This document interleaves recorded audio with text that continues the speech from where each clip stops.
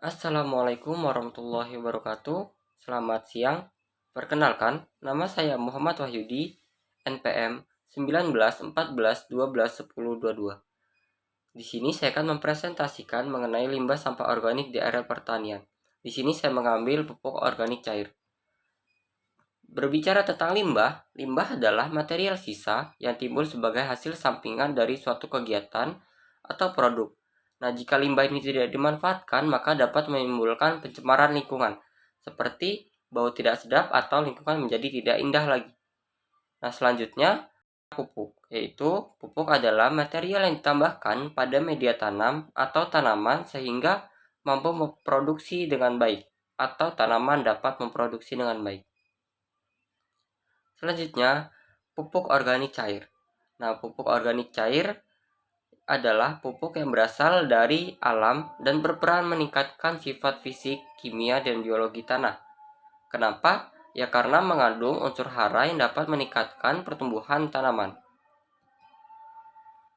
Nah, jika limbah tidak kita manfaatkan, maka akan menimbulkan masalah-masalah baru lagi.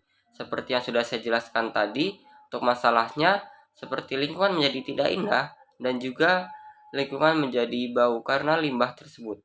Nah, untuk masalah yang pertama yaitu kurangnya solusi yang tepat agar limbah tersebut tidak langsung dibuang ke lingkungan. Ya kenapa?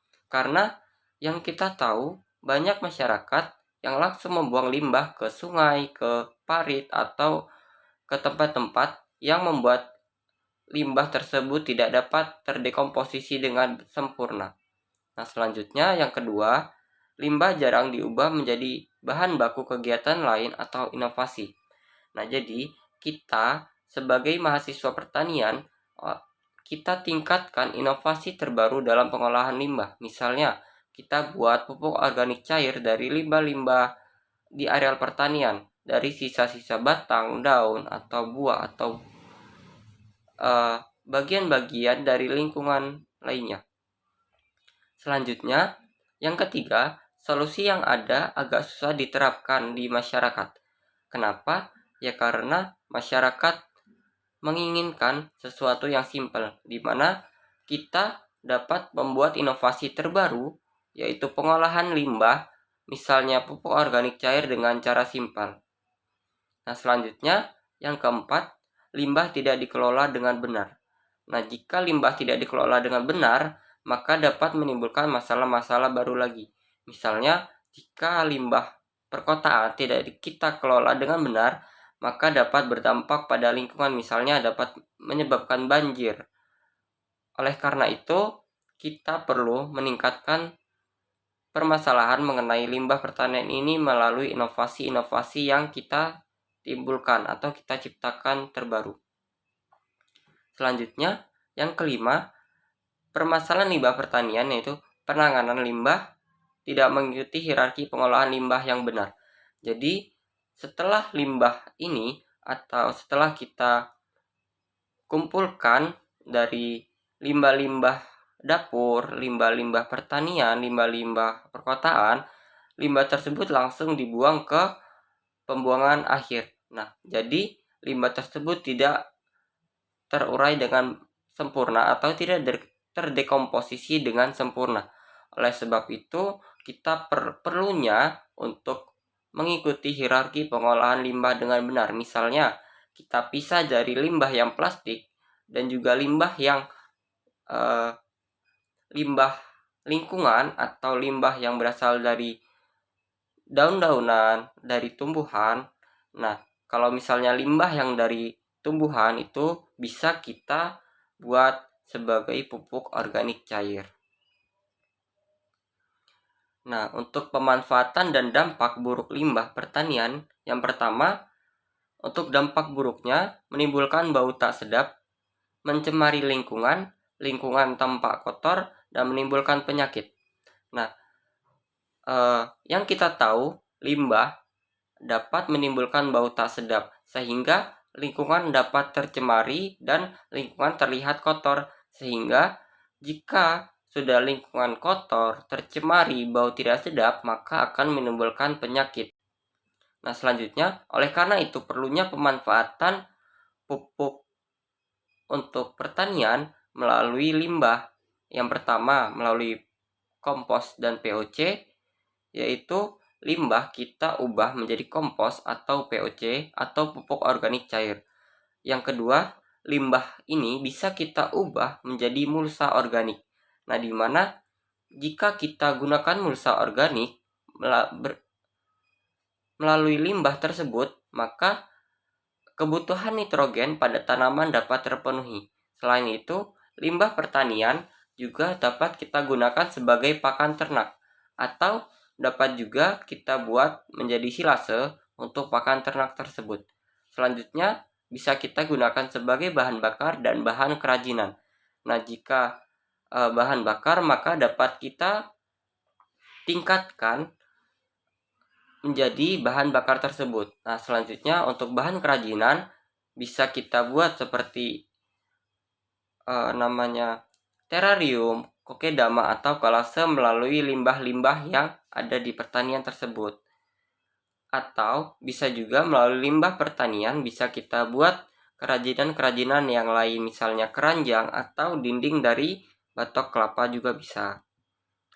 Nah, untuk produk lain selain POC, tadi juga sudah saya jelaskan, yaitu ada kompos, mulsa organik, dan juga misalnya kita penggunaan larva maggot. Nah, jadi untuk maggot ini untuk limbah itu sebagai pakan dari larvanya, dan larva ini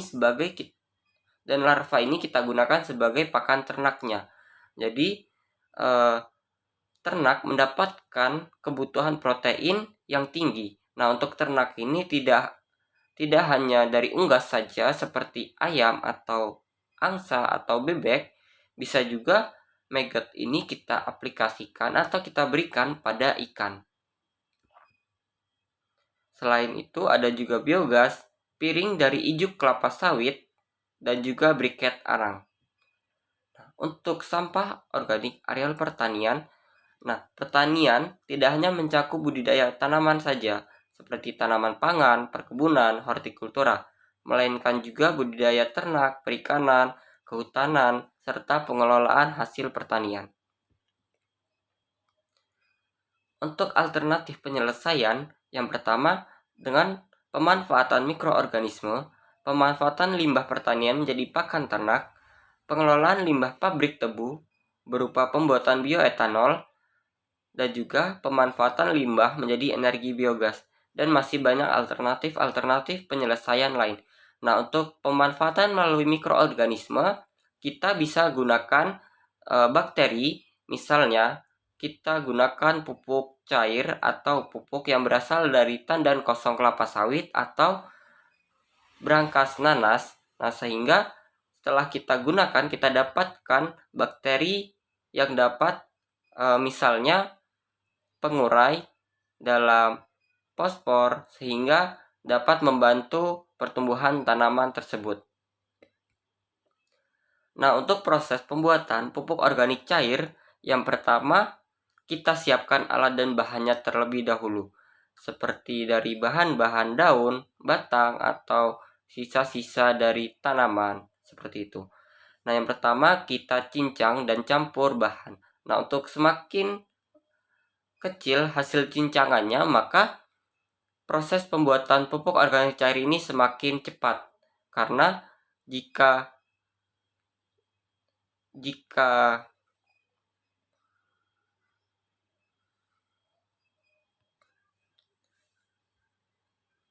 semakin kecil cincangan dari bahan organik tersebut atau sisa-sisa dari limbah, maka proses pembuatan pupuk organik cair semakin cepat. Nah, selanjutnya kita larutkan bioaktivator seperti M4 sebagai mikroba ke dalam air secukupnya. Nah, selanjutnya kita berikan pemanis alami seperti gula merah, gula pasir, air tebu. Nah, untuk pemanis alami ini sebagai makanan dari bioaktivator ini, sehingga mikroorganisme yang ada dalam M4 akan semakin terangsang dan juga semakin cepat dalam penguraiannya. Nah, selain dari pemanis alami, kita bisa juga tambahkan misalnya dari air kelapa, atau terasi, dan juga lain sebagainya. Selanjutnya, jika langkah 3 sudah, maka kita aduk perlahan menggunakan tongkat kayu. Selanjutnya, tutup rapat dan diamkan selama 10 hari. Setelah fermentasi, pisahkan cairan dan ampasnya untuk diaplikasikan, sehingga yang kita gunakan adalah airnya saja. Sekian dari presentasi yang saya sampaikan. Saya akhiri. Wassalamualaikum. Sekian presentasi yang dapat saya sampaikan. Terima kasih atas perhatiannya. Saya akhiri. Wassalamualaikum warahmatullahi wabarakatuh. Selamat siang.